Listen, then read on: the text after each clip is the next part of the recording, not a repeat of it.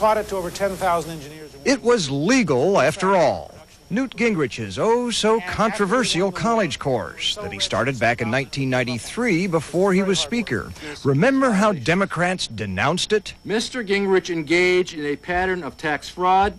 We now have a speaker under investigation for lying to the outside counsel, investigating his involvement in a massive tax fraud scheme. Tax fraud? Well, never mind.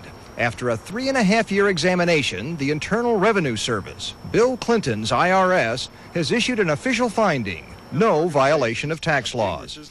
Critics said the course, which was videotaped and widely distributed, was too political, a scheme to use a tax-exempt educational foundation to promote a Republican agenda and elect Republican candidates.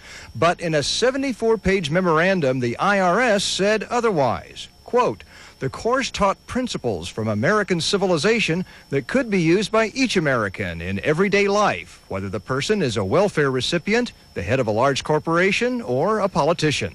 It said the course was not biased toward particular politicians or a particular party. The facts show the class was much more than a political platform. There was no comment from Congressman Bonnier, who had accused Gingrich of tax fraud, but there was comment for the president of the foundation that sponsored Gingrich's course.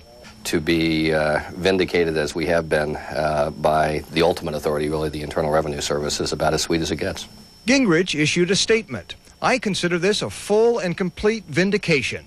I urge my colleagues to go back and read their statements and watch how they said them, with no facts, based on nothing more than a desire to politically destroy a colleague." But the ruling comes too late to help much. Gingrich has resigned from Congress and already paid a $300,000 fine to settle House Ethics Committee charges that he made misleading statements during an investigation of the college course. When he settled those charges, Gingrich also agreed he should have sought better legal advice about the course. But it turns out he was right, and those who accused him of tax fraud were wrong. Brooks Jackson, CNN, Washington.